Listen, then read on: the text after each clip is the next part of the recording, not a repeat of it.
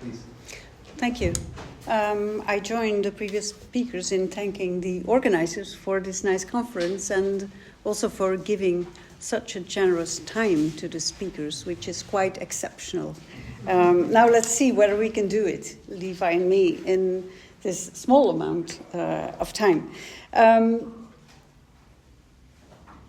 Well, this conference is about cognizing life, and Levi and I have been focusing on that. What does it imply to cognize life? It's not just the question of what is cognition, but it's addressing the question of what is the object, I would say. What does it mean to identify something as an object? You can go first, yes. Now, wait. I have to change the slides just to print. Yeah.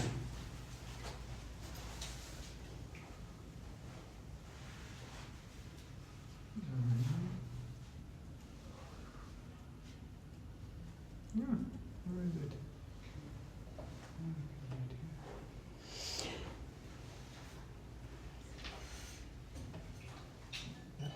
There we go. It works.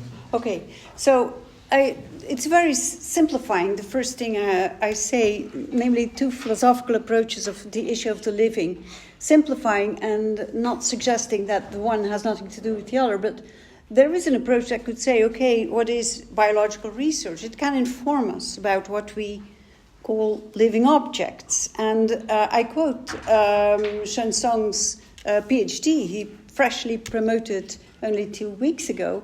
And what he calls biological or scientific research is subordinate analysis of something presupposed. And perhaps all scientific research works in that way. It's something presupposed, non-critically, and in a sense non-critically, and that is how it has to be done. But philosophical reflection comes with questioning the object itself, precisely the presupposed. And so that will be our focus here in terms of logics. It is a critical approach of objectivity, which means that we do firmly conceive of objectivity in terms of constitution. And I don't find that an easy term, the constitution of objectivity. The least it implies for me is heterogeneity, division, dividedness. If things wouldn't be divided in content terms between concepts and intuition, then there would be no need of constitution. So constitution is a special effort required in order to obtain something we can return upon, namely objects. So the bridging of heterogeneous realms, I would say, goes through formalization. I call it functionalization. I know the discussion of function is a tricky one in biology, but you have different kinds of functionalization of function, and here I would use it in the mathematizing sense.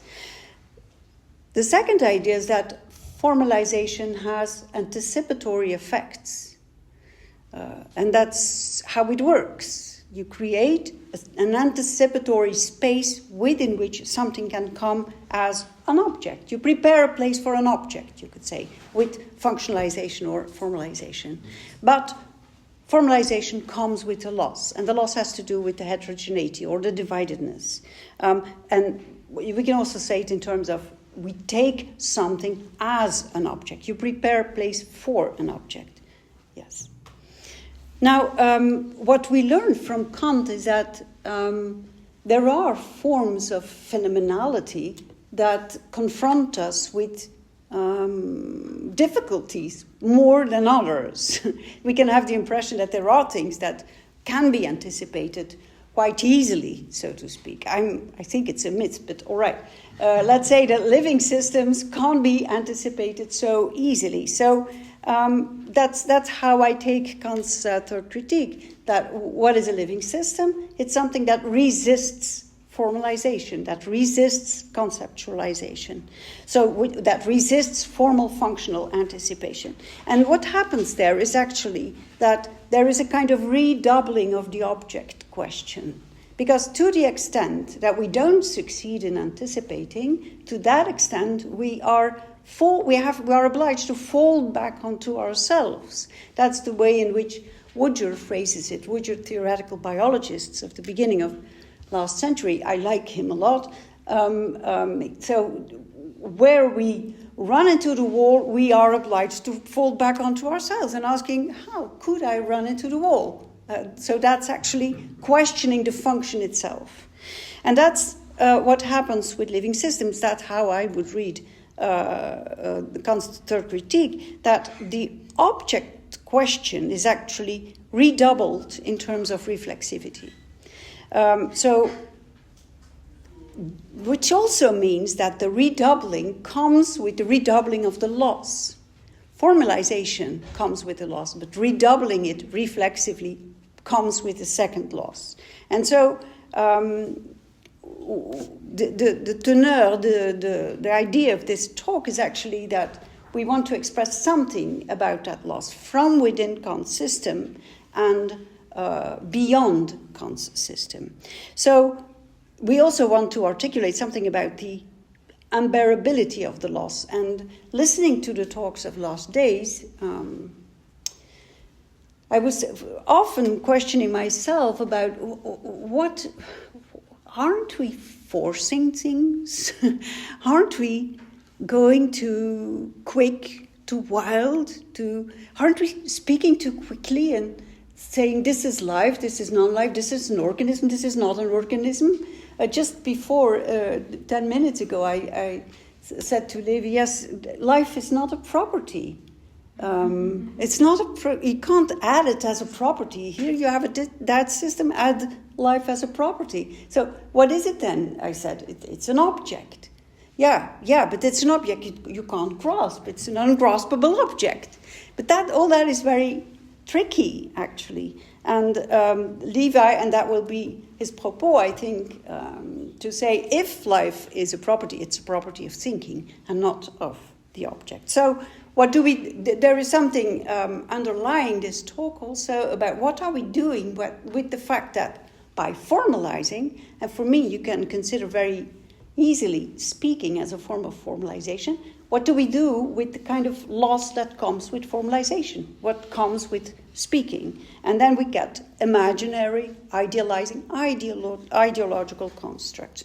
Perhaps we get naturalism, realism, romanticism as kind of ideological constructs. So instead of dealing with those, dealing too quickly with them right now, the aftermath of Kant we will be dealing with here is what I would call the non-romantic approach, namely the more formalistic line and the impasses and impossibilities that come out with the formalistic line through the works of Frege, founder of modern logics, Rosen, very briefly only, and surprise, Lacan, psychoanalysis. I will be very brief about that. So what is it that we are going to do? So the part one will be done by Levi on Kant, strictly Kant, and discursivity of the understanding and the organicity of reason. I think these are technical questions that Kant was dealing with. And personally, I always have the tendency to read an author with the view of what was he after? So more than this is really there, this is not there. Was it really there? No. What was he after? And I think there is more in Kant than what Kant says, but there's something of his system that moves into that direction. So that will be Levi's part, and then I will briefly deal with Rosen. Couple of quotes to end with Lacan. So I give the floor to you. All right. Thank you so much, Gertrudis, for this introduction. Oh.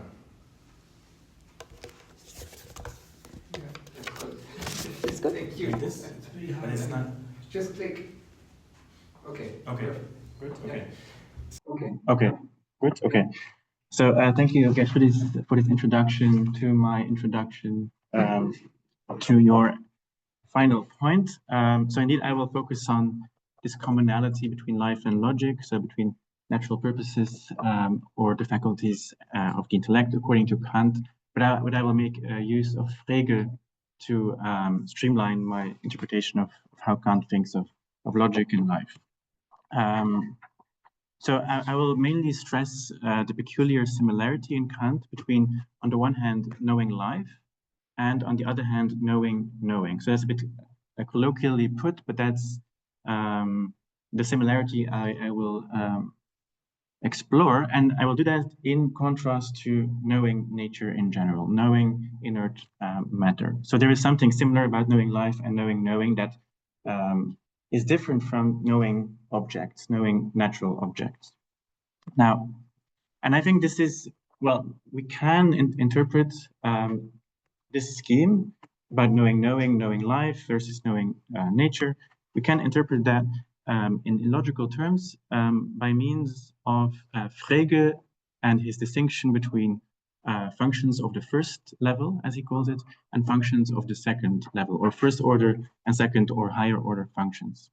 And so, well, and I will argue that, so the function, so the F would be the conceptual knower or the activity of knowing, and the X, the argument, would be then the known object. And so the idea is that in philosophy, which I would fill in as self-knowledge of reason, and in biology, so the content of our function and the argument is the same, while the form is not. Because Frege, in a sense, he says there is no function of a function, but of course there is something like a function of a function. And so three things to carry with us in this first part of the talk. In a sense, we assume that both natural purposes and reason, the faculty of reason, are self-organizing systems.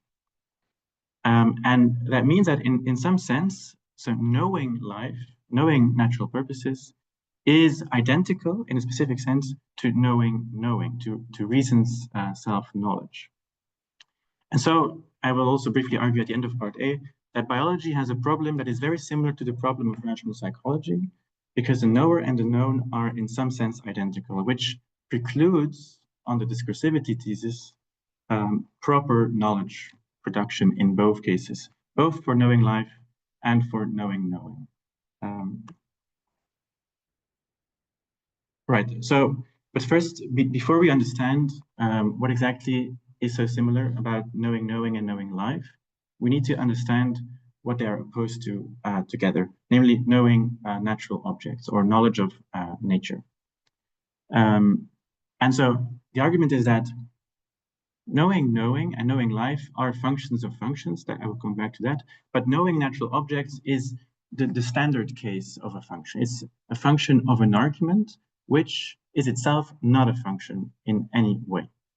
So we have the standard picture of what a function is according to Frege. And so for Kant, what happens in knowledge of natural objects is the constitution of object through the understanding's involvement in the synthesis of sensible intuition. And that is what we know as discursive knowledge, whereby there is a hylomorphism of matter and form, of concept and intuition. And this brings us to a picture of nature as composed of aggregates. So it's an aggregate mereology where a whole is the sum total of parts and not something more in addition to the parts. Now, precisely this framework doesn't work for life. Why? As Kant says in the Anfangsgründe, because life is the faculty of a substance to determine itself to act from an internal principle, of a finite substance to change, and of a material substance to determine itself to motion or rest as change of its state. So that's his definition of life in that text. And then he says, we know no other internal principle in a substance for changing its state except desiring, and no other internal activity at all except thinking. So actually, when we think of natural objects being alive, we're ascribing a property, although we can discuss about that, we're ascribing a property of thinking, of desiring to those natural objects. And this is also captured very nicely by Mensch in her book on this topic, when she says, when reason sees organic activity in nature, for Kant, it's actually looking at itself. And Hegel, in his own way, also understood that the greatest service Kant did to philosophy was drawing the distinction between external purposiveness and internal purposiveness. And it's in the latter that he opened up the concept of life, but also of the idea. So life, idea, natural purpose, reason, they're both opened up in one fell swoop, you could say, by means of the concept of internal purposiveness. And so for reason, in contrast to the understanding, there is life in nature and there is life in reason itself. But of course, there is a problem for Kant. There is this internal division of the intellect. And due to its discursivity, so due to its constraint to the first order function, the understanding cannot keep up with reason vis-a-vis natural purposes in that regard, because the understanding is unable to grasp, well, is able to grasp the concept of causality, but not the causal effect of a concept itself, which would require an intuitive understanding, or which calls for a faculty of the intellect which takes itself to appropriate intuitive understanding, which is then reason. And so from this picture emerges the standard account that reason's spontaneity has an organic logic in that it naturally seeks organicity, and that the understanding has in its spontaneity a discursive logic, and by means of that is blind for organicity. But the question then is, does the understanding's blindness for organicity mean that the understanding is not structured organically itself? Often, and it's also a claim by Mensch, that because the understanding is discursive and cannot see organicity in nature or in itself, that therefore the understanding is not organic itself. And our hypothesis would be that the organicity of the understanding coexists with its blindness for organicity. So pace Mensch, but in line with a wonderful paper by Haeck and Nasser. But moreover, we would say that the organicity of the understanding lies precisely in its blindness for organicity, namely in its discursive hylomorphism, in its necessary cooperation of intellect with sensibility. And so if we look at the understanding then, and then we have to look at the categories. Kant, of course, does call the categories concepts which emerge in a way that's epigenetic. So categories are epigenetic products of the necessary cooperation of sensibility and the intellect. More specifically, he says that the functions of thinking, or the functions of thought, are the germs and dispositions that give rise to the categories if confronted with sensible intuitions, which then count, you could say, as the intellect's environment. And the categories are simultaneously developmental constraints on the synthesis of intuition and on the production of knowledge, and which means that there is a coexistence for Kant also of normativity with organicity. But of course, as I said before, despite their own life, the categories do not know what life is, while reason takes itself to know what life is. And there is a wonderful quote from the Grundlegung, where Kant makes very poignant the distinction between reason and life, where he says that the understanding is as spontaneous as reason, is as much Selbsttätigkeit as reason, but the understanding can only produce concepts upon affectation by sensible matter, right? So it only unifies insofar as it's affected.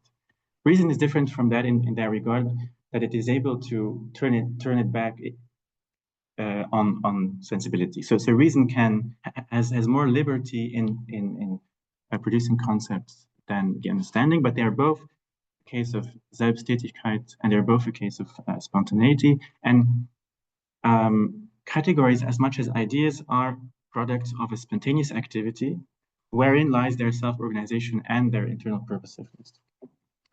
But of course, this drive must be activated, so that the formal germs must be developed on the occasion of sensibility.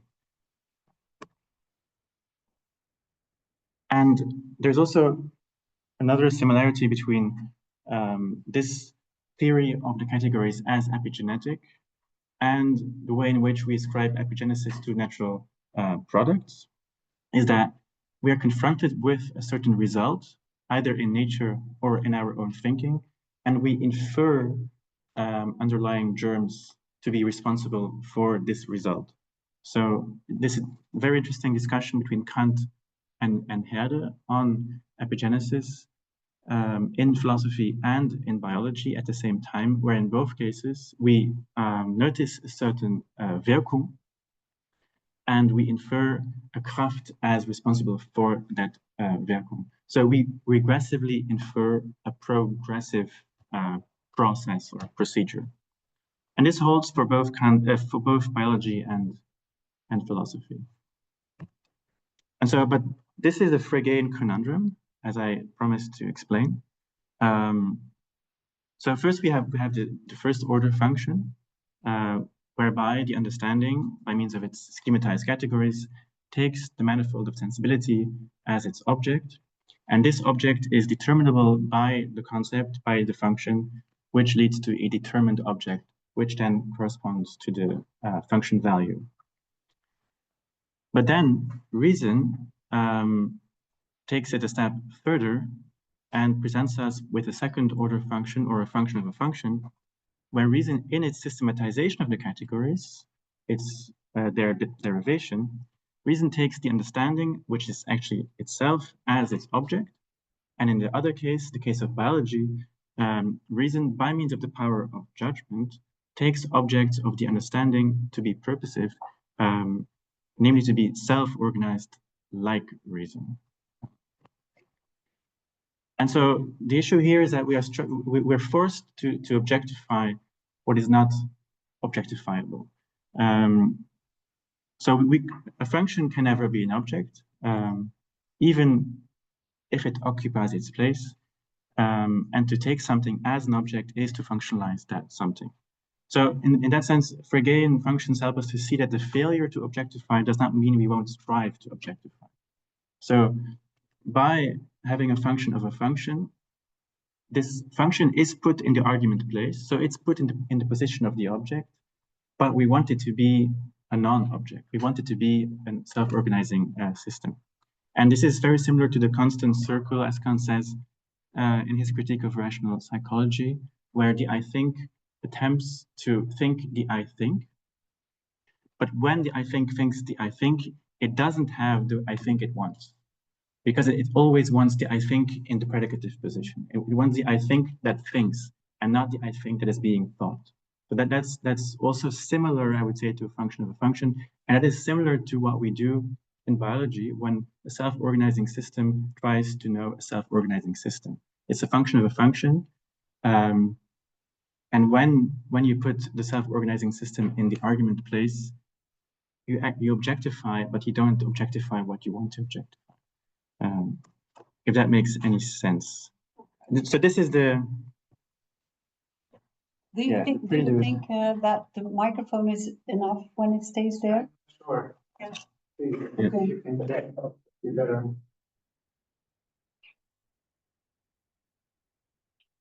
Okay, then I stay here. Yeah. Is it already? Yes. Yeah. The next one. So, what Levi has been showing through Frege and Kant is that the role of the function in its relation to the position of the object. Position of the object, of which Kant clearly says it's the place of the determinable. That's what Deleuze points at very clearly. Where the determining, determinable, determined. So we are inclined very often to think that the object is the determined. No, for Kant, it's the determinable. He says that very clearly in the Critique of Pure Reason. So what is important is to anticipate the place of the object or to prepare it. So in more common modern terms, I would say the attempt to symbolically grasp the object. So we could speak here of writing the object, because what the tradition of Frege shows is that the development of modern logics is actually a development in which writing, the dimension of objectivity being written, becomes prominent. and the impasse is coming with the process of being written. So the impossibility of objectification has to do with the impossibility to return to the function as an object, as Levi explained very well. And what we see in the sequel of Kant as following the development of the modern sciences, because I would think that the modern sciences is, first of all, an attempt at formalizing, at mathematizing nature, functionalizing nature. One of the famous scholars, Kant scholars, Levi says it very well. It's a functionalism of reason. The sequel of that is actually the struggle with, come on, it's not possible that the object remains ungraspable. It must be graspable. We will create the conditions within which the object is graspable. And so that's what I'm inclined to call, in a sense, various forms of forcings, or perhaps we can call it ways of life. I don't know. The one is more forcing than the other. And or what ways of covering the fact that something is structurally escaping. And I think Kant himself was divided. There are points, for instance, his expression, there will never be a Newton of the grass blade, is, for me, witnesses to a position of Kant where he says radically, structurally, we will never make the living into an object. So we will never find the functionalizing space that would allow us to grasp the object. Whereas it has been said, natural sciences have changed, mathematizing methods have changed. So we could as well leave that question open, but he's very radical, which indicates for me that what he says actually rests on an imaginary conception of life. There is life, isn't there? We know what living is, don't we? And actually, I don't know what it is. But, well, some others said this already. So there is life. Kant, Canguilhem, when we look at the philosophy of Canguilhem, to the extent I would say that he's inspired by Goldstein. Goldstein is, if I may say so, worse than Canguilhem. That there is a center of life, and it's a center of meaning. So what I see as coming to fill the gap of the structural impasse, the structural impossibility, is meaning, what I would call imaginary. There is life, there will never be a Newton of the blade of grass. And what is the center for Canguilhem is not the knowing cogito subject, but the living subject. He questions this at other instances. So let's see, I just take a couple of quotes from Rosen, because he has a couple of quotes that I will read in full. I'm not a mathematician, and I really am very brief in relation to Rosen, but I thought this is really an interesting quote. So he says the following: as is true with all the deep concepts of contemporary science, the idea expressing systems in terms of states and everything that happens in systems in terms of state transitions goes back to Newtonian mechanics. In effect, Newton did for science what formalization did or tried to do for mathematics 3 centuries later. There is indeed a profound parallel between Newtonian particle mechanics and the pure syntax of formalization. In each case, everything is supposed to be generated from structureless, meaningless elements, particles in one case, symbols in the other, pushed around according to definite rules, forces in one case, production rules in the other. The concept of state does for particle mechanics what proposition does for formalism. As an aside, Canguilhem questions also this idea of forces and moving around, pushing around meaningless elements when he, in his text on l'environnement, I forget le vivant et son milieu. Yes. It's quite an interesting discussion of this. The quote goes on: in each case, all that ultimately matters is the spatial disposition of these elements, their configuration. The concept of state does for particle mechanics what proposition does for formalism. It expresses a meaningful configuration of basic elements in which the syntactic rules can act. The sequence of state transitions of a system of particles governed by Newton's laws of motion, starting from some given initial configuration, is then the analog of a theorem in a formalism, generated from an original proposition, hypothesis under the influence of the production rules.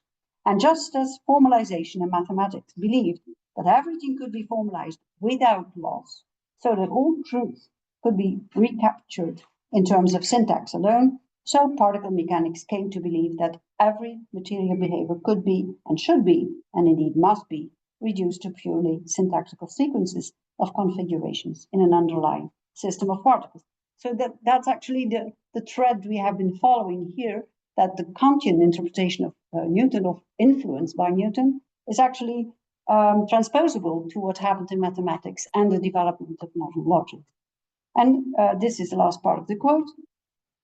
Hence, the power of the belief in reductionism, the scientific equivalent of the formalist faith is syntax, the faith in syntax. Though, of course, the Newtonian mechanics has had to be supplemented and generalized repeatedly, the basic faith in syntax has not changed. Indeed, it has been bolstered and made more credible by these very improvements. And there has yet been no Gödel in physics to challenge that credibility directly, but there is biology.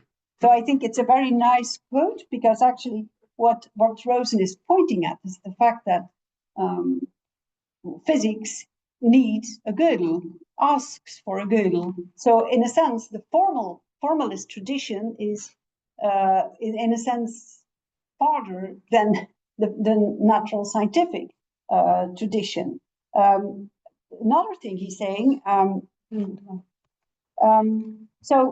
there is first a parallel between physics and formalization, in the sense that Newton did for science what formalization did for mathematics. So Newton made a reflexive return upon the object, you could say, constituting the object.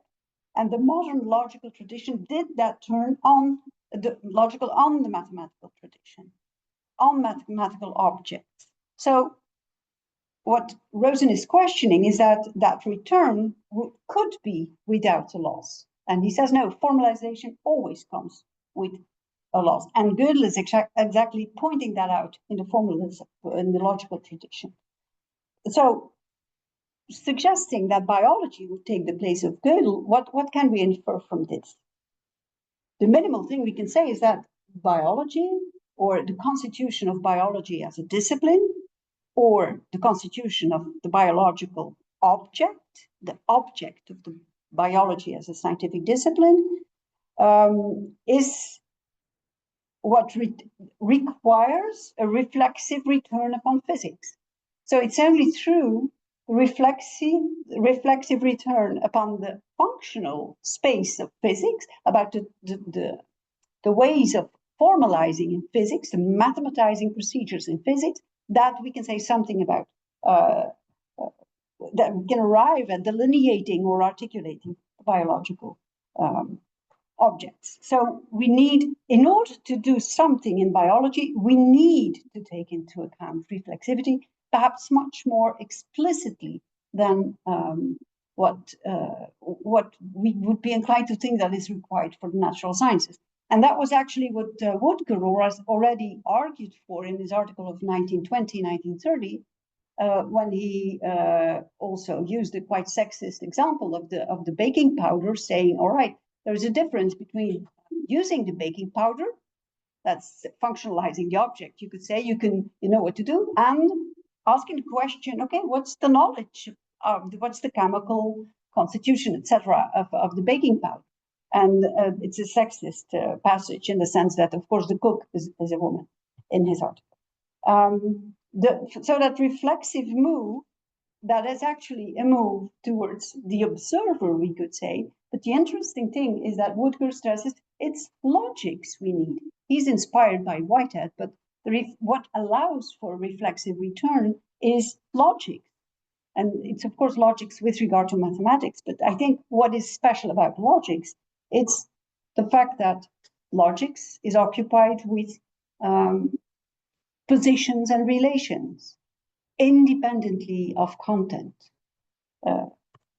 Okay, so yeah, I don't know whether I will say, because the time is short, I think I have said that you can do the following. So the following slide, yeah. The following slide. Yeah. So what Rosen points at is that there is always a purely semantic residue that cannot be accommodated. And Combiem says something similar. The living organization is a center of reference that cannot be itself referred to without losing its original meaning. And we can, from there on, see that the fascination by meaning, and that is, pardon, but that is what I see happening in the phenomenological tradition. What we lose there, we're going to fill it in with the phenomenological meaning. That's why I'm not very in favor of a phenomenological approach in general.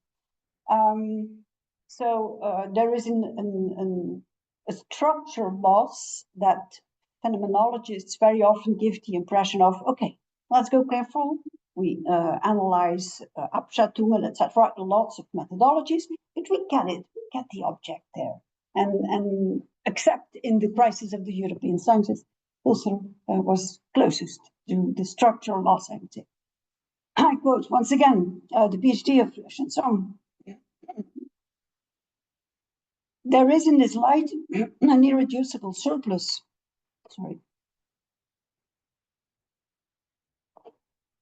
In formalizing living organization, be it a surplus of causality, of norm, of drive, signification, and meaning. In any case, the necessity of living organization confronts an analytically inexhaustible synthesis. One understands this irremediable lack of determinability of necessity, the synthesis infinitely withdrawing from analysis as none other than contingency and individuality. So, I have still 5 minutes? Yes. Yeah, let's do Lacan. 5 minutes. Yes, 5 minutes for Lacan. Yes, you're lucky today.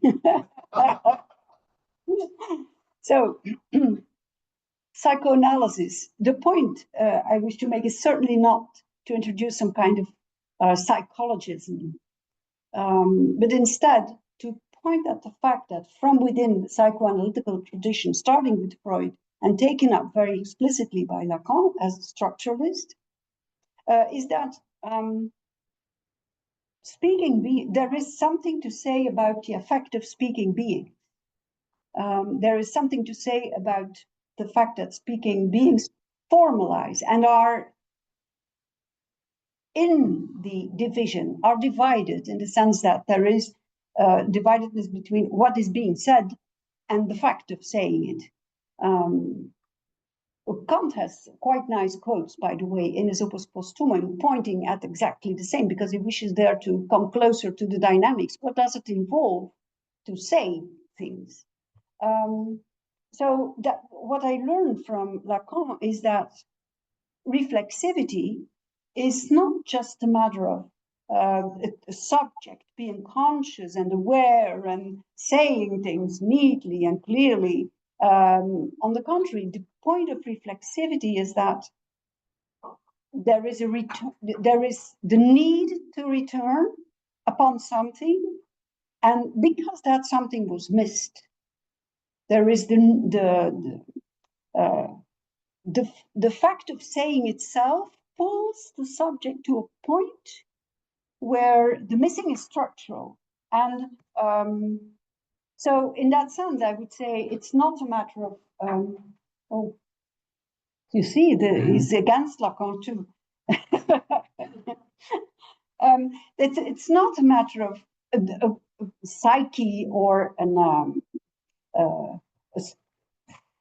subjective instance. On the contrary, it is the idea that there is speaking, and that speaking in itself makes a difference. So I can't say a lot about it, but one point at least is that Lacan was always warning against understanding in the sense of grasping the meaning. Say, gardez-vous de comprendre trop vite.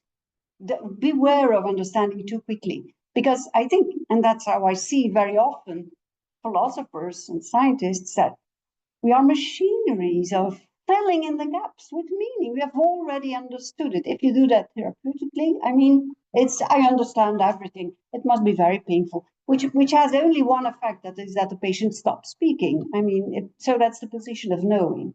And it's a little bit the same for a living system. If you say to a living system, I know what you are the genetic da-da-da, then you could say, okay, it's not saying that there's no truth in it, or that it would not be incorrect. The question we can ask is not so much do we capture the living system, but how do we proceed with going on with dynamical systems? Do we do something that would provoke or help the dynamics to continue? That's the second order of the dynamics. So Lacan has quite nice quotes. For instance, I should translate this into English. The fact of speaking is being forgotten behind what is said in what is heard. So it's not just the dimension of speaking and what is being said, but also something that is being heard. I think of the quote of Kant in the Opus Posthumum, where he says, "Das Denken ist ein Sprechen und dies ein Hören." There's lots of things to do, by the way, about hearing, in contradistinction to seeing, because Kant will say that the hearing is not something that will lead to objectification. It is seeing that does. And so that's something to think about. The dynamics of hearing is quite different from the dynamics of seeing. Now, the structuralist idea, of course, the signifier represent a subject for another signifier. There's no subject that says, okay, this signifier qualifies me. It's like an Averroes-like picture. There's a structure of language, or even a Weissmannian picture. There's a structure of language that we could say, okay, we do something with it. We attach our bodies to it, so to speak. And we are in between the signifiers. And then the most famous quote of Lacan, appropriate here, there is no meta-language. So I would think that Lacan, in relation to Frege, for instance, he works a lot on Frege and on the object, and what Lacan coins as his most important revolutionary insight is the objectita. The object is that misses in its place, that always misses, is never there, but it's pointed at. So with regard to Frege, he works a lot on Frege, and it's sure that what we have been saying about Frege is also more than what is in Frege himself, because Frege, when he speaks of first order, second order functions, he has a hierarchy, you know. So hierarchies are another way of covering up the lack.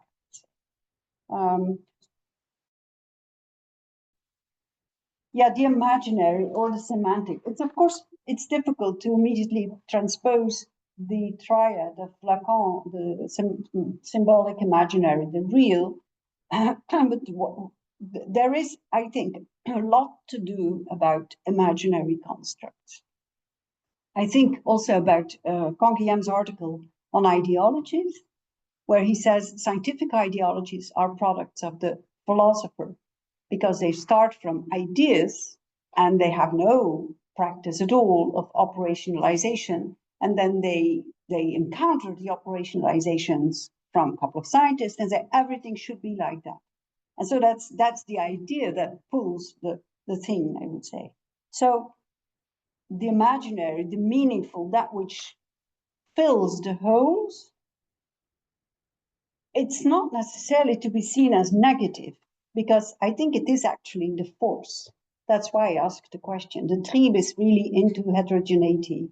Also for Freud, it's between realms. The Kraft is something different. So it's an image or a meaning is an intensity. It's not structural. So it's beyond critical inquiry. It's apart from critical inquiry, a meaning or an image. And that's why we need to be careful with it, because what are we doing is promoting ourselves narcissistically. So, well, the final thing, what Lacan also says is that logics is an attempt at meta language. It's not because there is no meta language that we should not strive for it. And the logical tradition is developed and has had its girdle, and nevertheless, it was perfect to develop it exactly for that point. That's the thing. Yes, I won't conclude. I think. Okay. Yeah, it's all right. Thank you.